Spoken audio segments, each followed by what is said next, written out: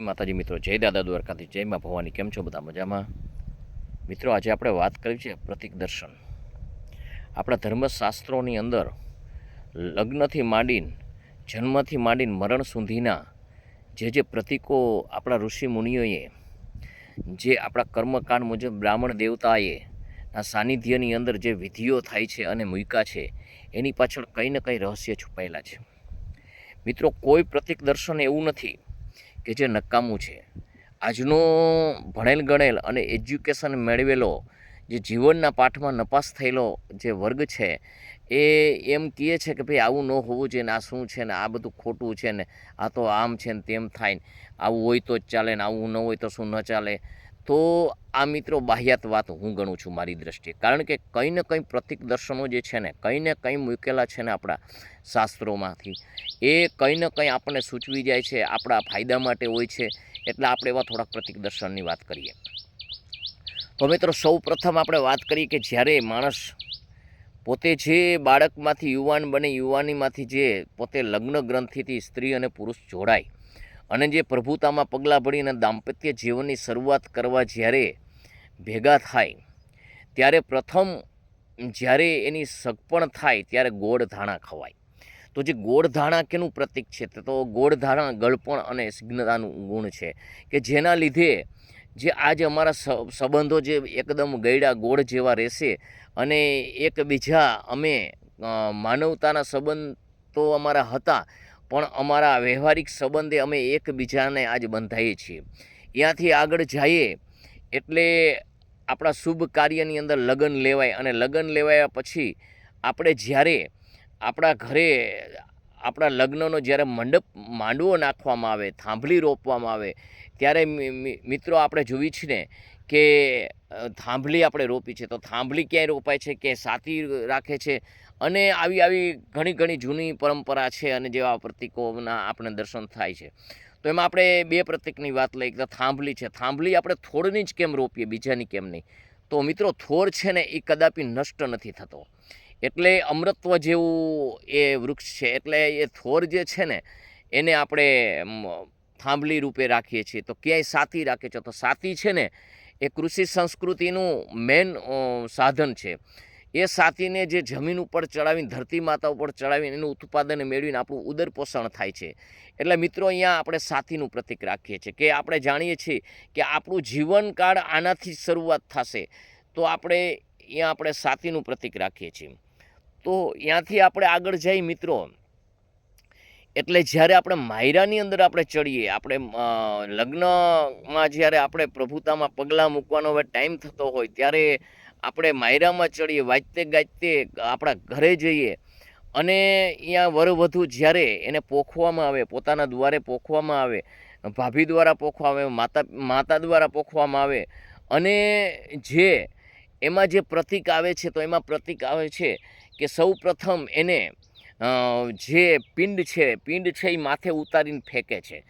તો એ જે પિંડ છે શું છે? તો દેવતાને સૂચન કરે છે કે મારા જે આ જે સંતાનો છે પ્રભુતાની અંદર પગલાં ભરે છે, તો જે તમને હું તમારા નૈવેદ્ય આપું છું, તો મારા પુત્રનું રક્ષણ કરજો. પછી બીજા નંબરની અંદર આવે છે કે ધોંસરીથી એને પોખે છે. તો ધોંસરી એટલે એકતાનું પ્રતીક છે.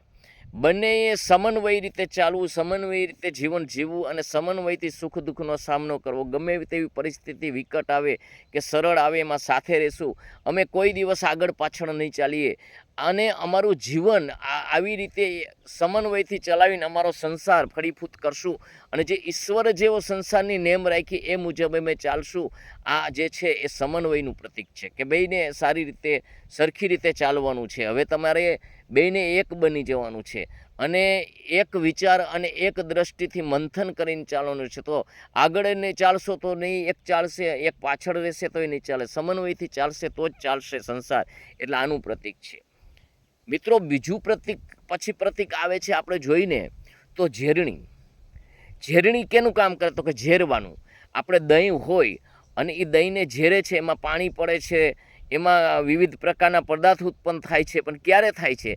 કે ઝેરણી છે એમાંથી બંને ગોસળ હોય, અને બંને જે દહીં બંને માટલા હોય એક માટલામાં નાખી અને એને જો ઝેરવામાં આવે તો એ ઝેરાઈ જાય છે.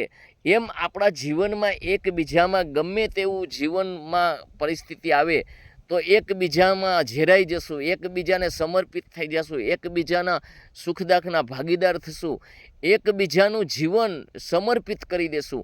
આ આપણને સૂચવે છે. પણ કદાપી અમે છે ને કોઈ અમારા જીવનમાં એવી પરિસ્થિતિ નહીં આવે કે અમે જે સંસાર ભગવાને જે એક સંસાર સારો બનાવ્યો એને કલંકિત રૂપ કે અમે કામ નહીં કરીએ. અમે કોઈ દિવસ અમે અમારું જીવન છે એ જે ભગવાને કીધું એ મુજબ ભલે ગમે તેવી પરિસ્થિતિ આવે, ગમે તે થાય, ભલે જીવન આખું ખપાવી દેવું પડે જ, પણ અમારા જીવનની અંદર કોઈ દી ખટાશ નહીં આવે. અમારા જીવનની અંદર વિવિધ પદાર્થો જ નીકળશે. અમે ઝેરાઈ જઈને પણ આ સંસારને ફલીભૂત કરશું, અમે આ સંસારને સાર્થક કરશું, આનું પ્રતીક છે.